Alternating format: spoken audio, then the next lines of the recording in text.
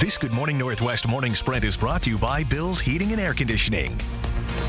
It is 6:53, time to get you ready to take on your Wednesday in the morning sprint. Destiny Richards in studio with what happens now that the country's longest midterm campaign is over. Mark telling us about some icy roads and foggy conditions. But we start with breaking news with a 30-car pileup on eastbound I-90. Washington State Department of Transportation reports that crash is blocking eastbound traffic around milepost 115. That is the exit for the town of Kittitas, just east of Ellensburg. Troopers urge drivers in that area to slow down. Grant County Fire and Emergency Services are en route to assist. Local detours are in place. We'll continue to provide updates to this story as soon as they become available. All right, good morning, everybody. First alert weather continuing with, again, fog and where it is. Certainly into the West Plains. Highway 2 heading west, also I-90 as you get through Four Lakes and into Sprague. Again, slowing down, allowing for these conditions. We want you to be safe. Plus, roads are slippery in those areas where it's freezing. We do have, again, on radar showing some freezing rain and some dense fog. So please, again, allow more time for your travels today. Our high today is going to be 30 with a cloudy sky. And Moscow police will begin returning belongings of the 4 U of I students killed in their home. Moscow police say that the victims' personal belongings are no longer needed for the investigation. This morning, they will collect and remove those items from the home, an arrangement police say was made in coordination with the families. The items will be moved to a secure location until the families can pick them up. Today, anyone near the residence is asked to keep the roads clear. Police say movement of the items will be done as privately as possible in an effort to maintain respect for the victims and their families. The removal process could stretch into Thursday. There is now more focus on the timeline of events leading up to the murders in Moscow. It could potentially be the key to unlocking more in this investigation. On our website, we have a page tracking the timeline that investigators are working with. That'll be updated as new information comes in. And you can find that timeline on the front page of KXLY.com. Spokane police arrested Benjamin Crowfoot for firing more than a dozen shots near Riverfront Park yesterday. Thankfully, no one was hit. It happened near the park's entrance on Spokane Falls Boulevard yesterday morning.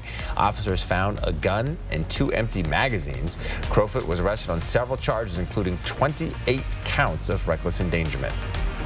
The Washington State Department of Transportation is asking for your input on the designs of a new twin bridges and intersection in Colfax.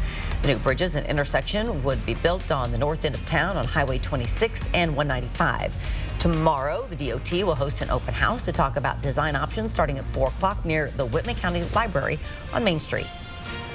The country's final midterm campaign is over. Georgia Senator Raphael Warnock has won re-election in a closely watched runoff race, defeating Republican challenger Herschel Walker.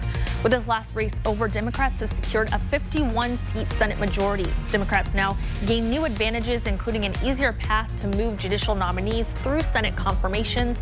It also means the party will no longer have to negotiate a power-sharing deal with Republicans and won't have to rely on Vice President Kamala Harris to break as many tie votes.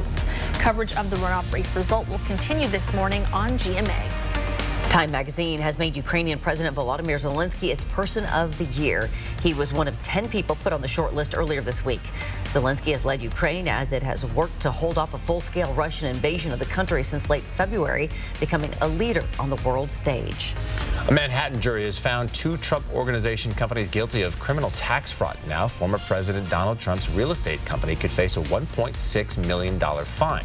Trump and his family have not been charged, but the 2 Trump Organization entities have been convicted on all 15 counts they face, including tax fraud and conspiracy.